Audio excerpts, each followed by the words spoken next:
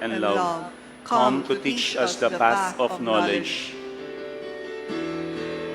Alleluia, alleluia, alleluia, alleluia, Alleluia, alleluia, alleluia.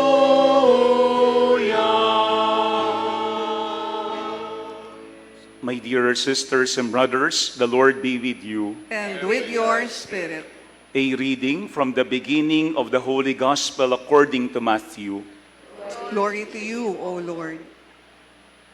The book of the genealogy of Jesus Christ, the son of David, the son of Abraham.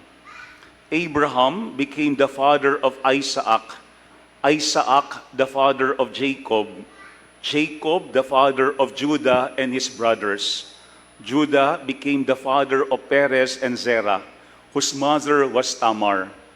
Perez became the father of Hezron, Hezron the father of Ram, Ram the father of Aminadab, Aminadab became the father of Nahshon, Nahshon the father of Salmon, Salmon the father of Boaz, whose mother was Rahab.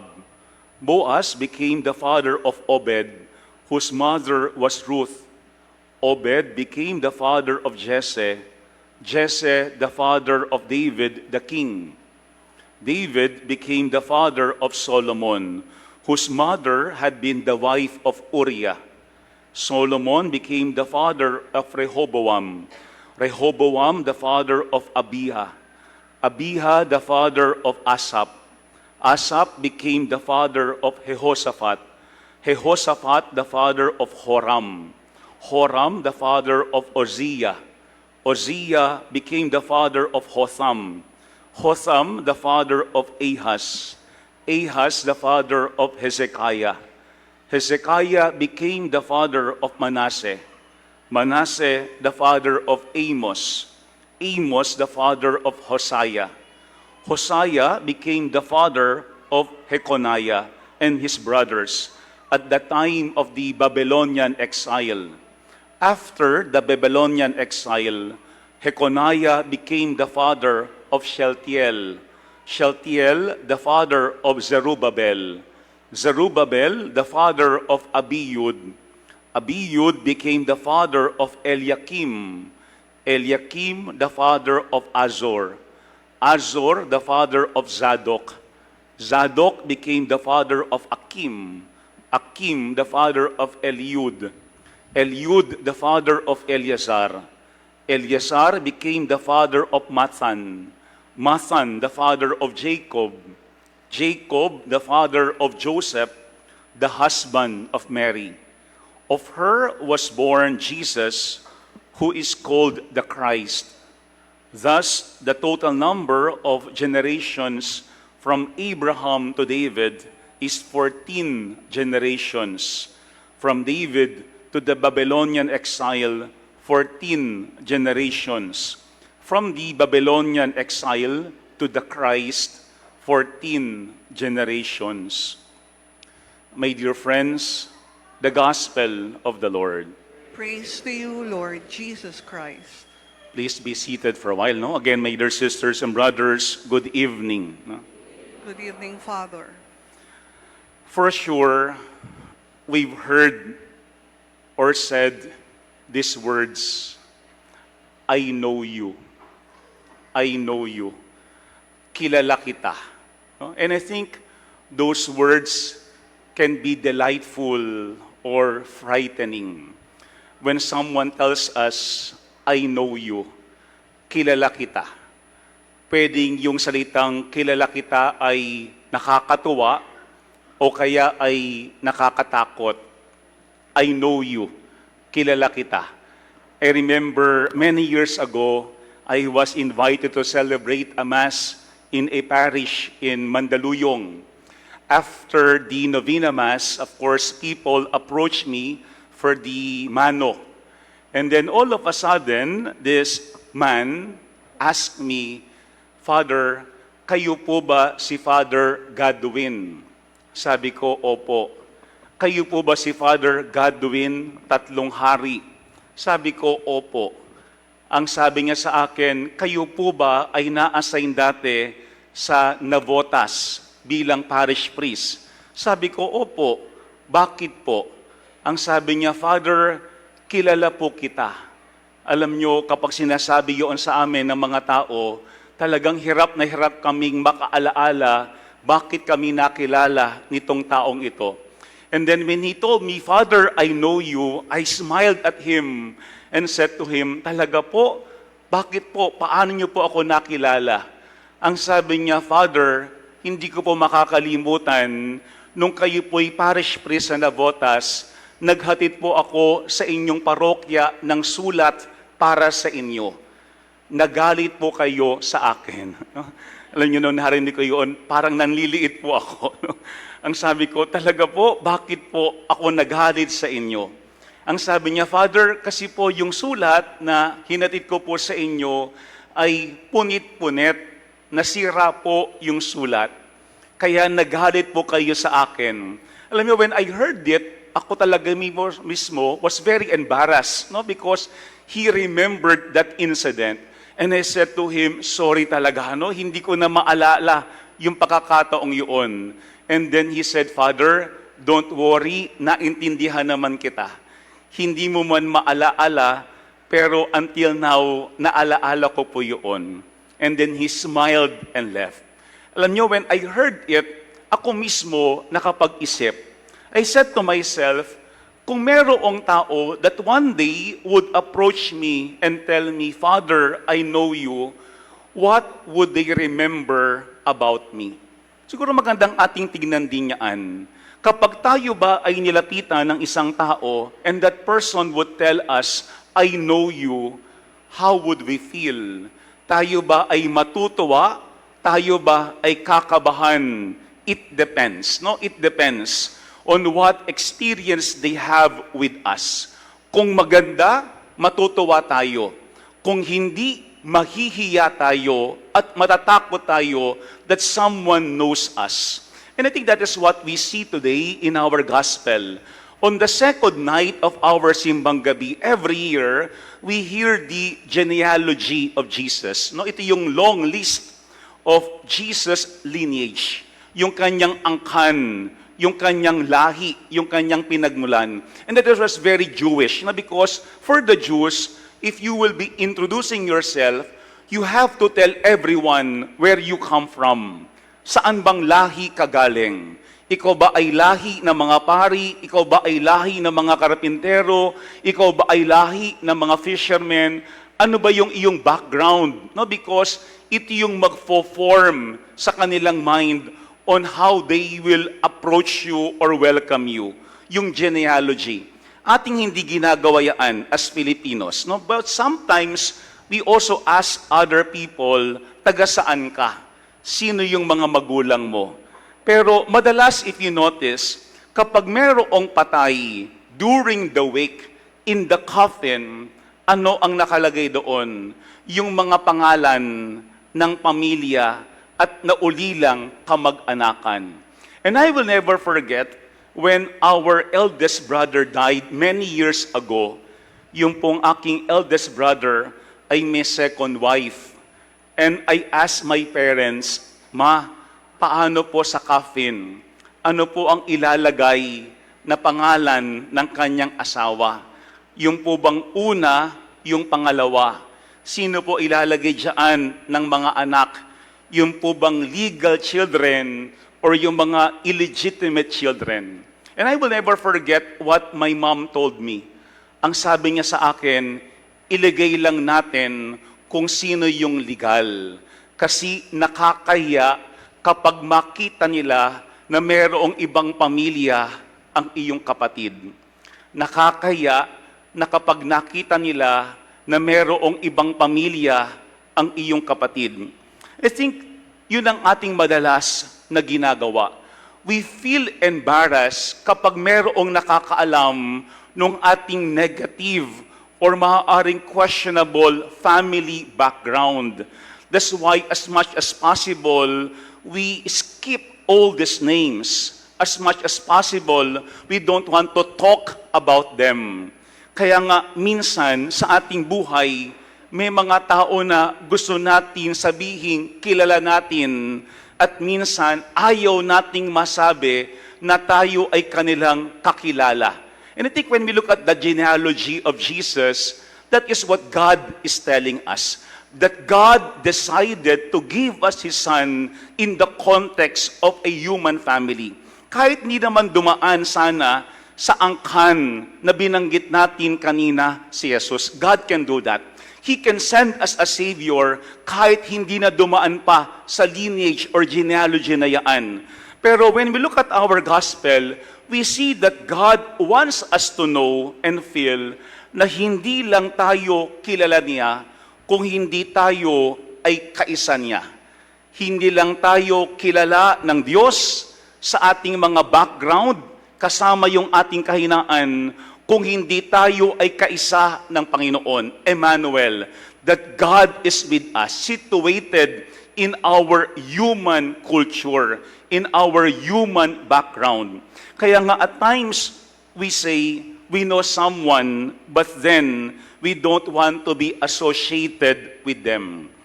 Alam po nyo, madalas, kapag nalalaman nila yung aking apelyido, 3 hari, ang laging tanong sa akin, Father, kaano-ano mo si Karil? No? Yun ang laging tanong. Minsan binibiro ko yung mga nagtatanong. Sinasabi ko, kapatid ko, ako si Bandol. No? Pero siguro magandang ating tingnan itong bagay na yaan. We want to be associated with good people. We want to be associated with people who are famous, who are powerful, who are influential, and may have good qualities in our society. Gustong-gusto natin yun. Pero kapag dubious, kapag mayroong gray area, yung mga binabanggit na pangalan, sinasabi natin, hindi natin kakilala, hindi natin kamag-anak, tinatago natin ang lahat ng mga bagay na yun. I think that is what we have to remember on the second night of our simbang gabi. As if God is telling us, don't be embarrassed about your past. Don't be ashamed of your family background. Kasi hindi naman lahat ng tao may perpektong pamilya. Hindi naman lahat smooth at maayos yung kanilang pinanggalingan.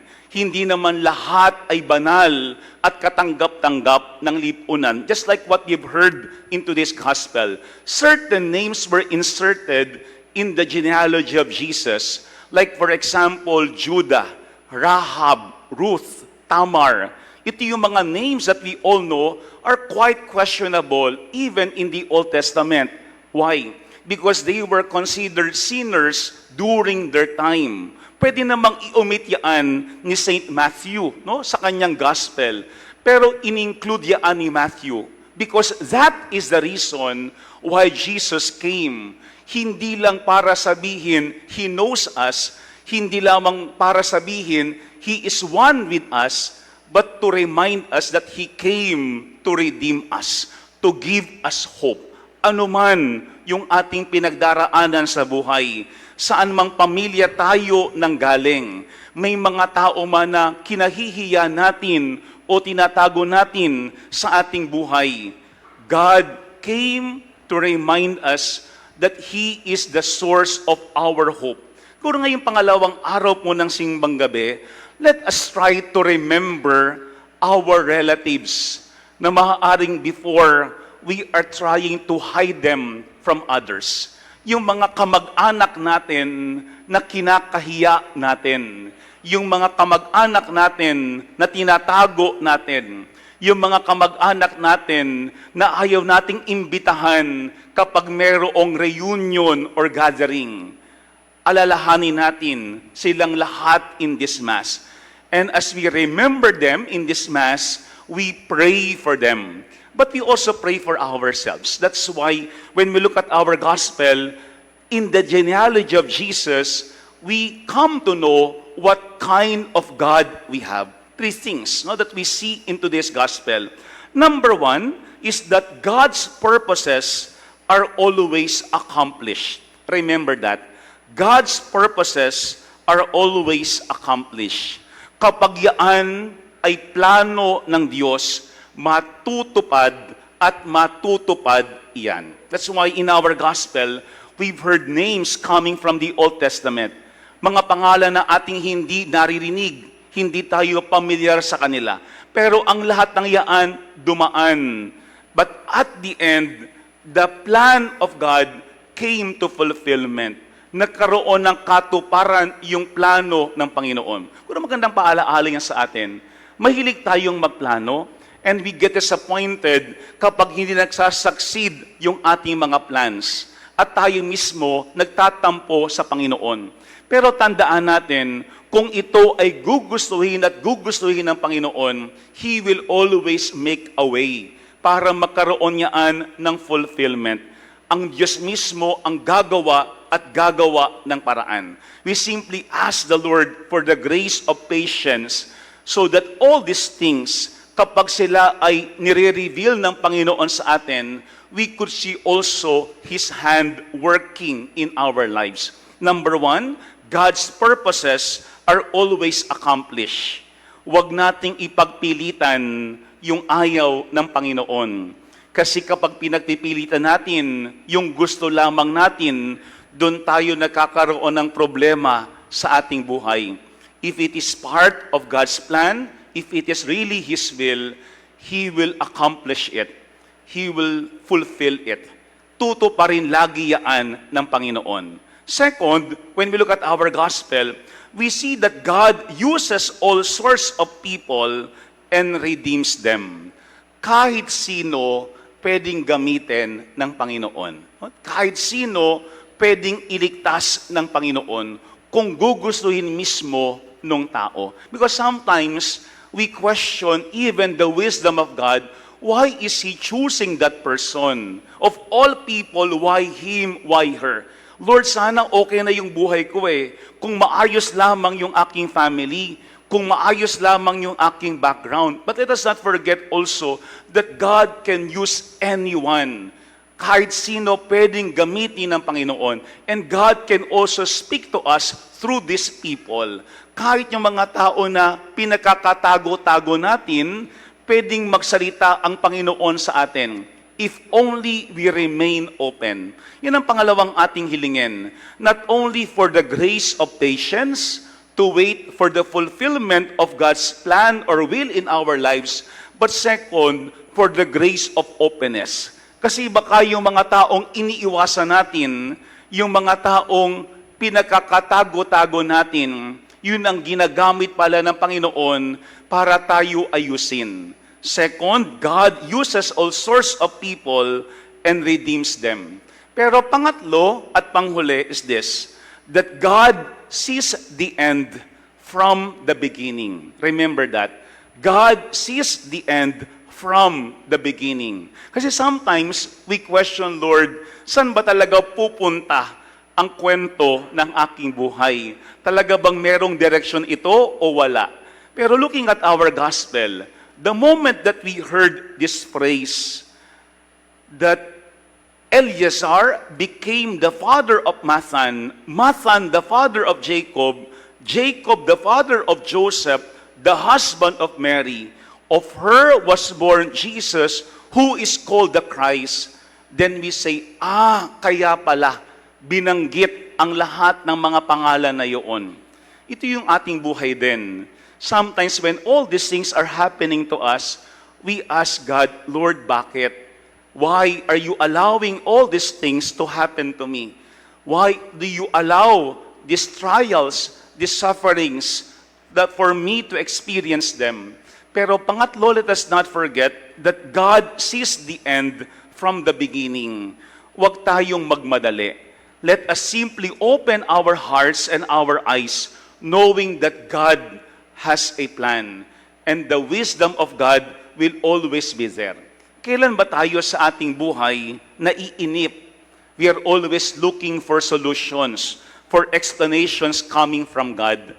Kapag tayo ay marunong lamang mag-intay, ibubunyag ng Panginoon ang kanyang magandang plano sa atin. I think looking at our gospel, 3 things we remember about God in relation to Jesus' genealogy. Number one, God's purposes are always accomplished. Second, God uses all sorts of people and redeems them. And third, God sees the end from the beginning. Mga kapatid, hindi lang tayo kilala ng Diyos. Tayo ay kinikilala ng Diyos. At tayo din, sa likuran ng ating kahinaan, kinahahabagan ng Diyos. Amen. Muli no, salamat po sa ating mga seminarista. Palakpakan natin sila uli. No? Thank you.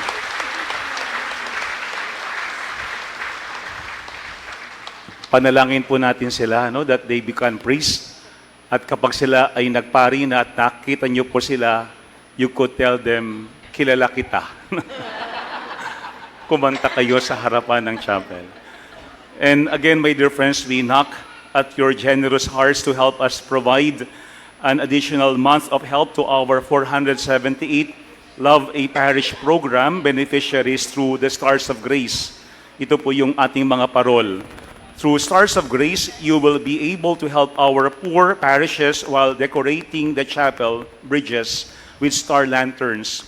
As we progress in the Advent season towards Christmas, the numbers of stars in our bridges also marks the generous offerings that you made for our poor parishes. You may make your donations through our booths at the chapel bridges or directly at the chapel office. Thank you and may God bless your generous hearts. We now stand. Sa ating panahon ngayon, we only want to show what is the best. That's why in social media, we use green background para yung ating background ay yung the best. We crop certain pictures that we do not like para hindi makasama sa image natin. But I think looking at today's gospel on our second day of our Simbang Gabi, remember three important things, 3 A's. First is we have to acknowledge our family background. Ano man yung kanilang ugali. Instead of denying that they are there, acknowledge them. Because denying them won't help us. Acknowledge them. Second, A is ask God for the grace of openness, the grace of patience, and the grace of perseverance. Knowing that if God allows it to happen to us, He definitely has a plan. Ask the Lord for that grace. And third A, the last A is, we allow these things to form us. We allow these things, these people to form us. Ating hindi pinili sila na maging bahagi ng ating buhay. Pero sila ay pwedeng humubog sa ating pagkatao kung sino tayo sa ngayon. Acknowledge them, ask God for the grace, and allow them to form you.